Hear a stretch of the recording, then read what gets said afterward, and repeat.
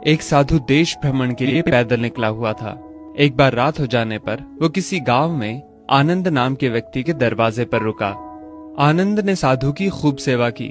दूसरे दिन आनंद ने बहुत सारे उपहार देकर साधु को विदा किया। साधु ने आनंद के लिए प्रार्थना की, भगवान करे तू दिनों दिन बढ़ता ही रहे। साधु की बात सुनकर आनंद हंस पड़ा और बोला, अरे महात्मा जी, जो है ये भी नहीं रहने वाला। साधु आनंद की ओर देखता रह गया और वहां से चला गया। 2 वर्ष बाद साधु फिर आनंद के घर आया और देखा कि सारा वैभव समाप्त हो गया है। पता चला कि आनंद अब बगल के गांव में एक जमींदार के यहाँ नौकरी करता है। साधु आनंद से मिलने गया। आनंद ने अभाव में भी साधु का स्वागत किया। झोपड़ी में फटी चटाई पर बिठाया, खाने के लिए सूखी रोटी दी। दूसरे दिन जाते समय साधु की आंखों में आंसू थे। साधु कहने लगा, हे भगवान, ये तूने क्या किया?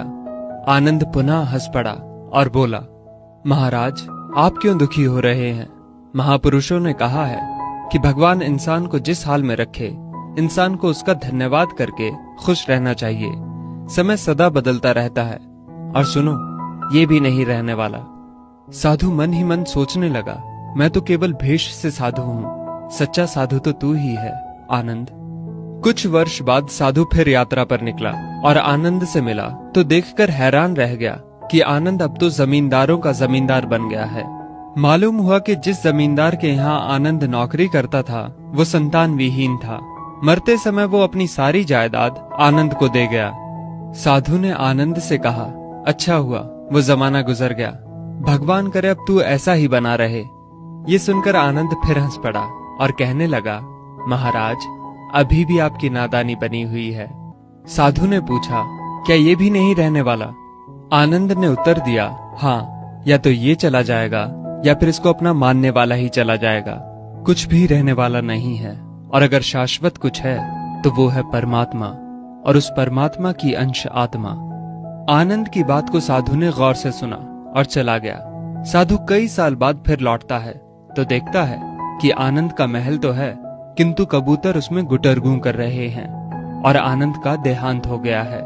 बेटियां अपने अपने घर चली गईं, बूढ़ी पत्नी कोने में पड़ी है। साधु कहता है, अरे इंसान, तू किस बात का अभिमान करता है? क्यों इतराता है? यहाँ कुछ भी टिकने वाला नहीं है। दुख या सुख कुछ भी सदा नहीं रहता। तू सोचता है पड़ोसी मुसीबत में है और मैं मौज में हूं, लेकिन सुन, ना मौज रहेगी और ना ही मुसीबत। सच्चे इंसान वे हैं जो हर हाल में खुश रहते हैं। मिल गया माल तो उस माल में खुश रहते हैं, और हो गए बेहाल तो उस हाल में खुश रहते हैं। साधु कहने लगा, धन्य है आनंद तेरा सत्संग, और धन्य है तुम्हारे सतगुरु। मैं तो झूठा साधु हूँ, असली फकीरी तो तेरी जिंदगी है। अब मैं तेरी तस्वीर देखना चाहता हूँ, कुछ फूल चढ़ाकर दुआ तो मांग लूं। साधु दूसरे कमरे में जाता है तो देखता है कि आनंद ने अपनी तस्वीर पर लिखवा रखा है, आखिर में ये भी नहीं रहेगा।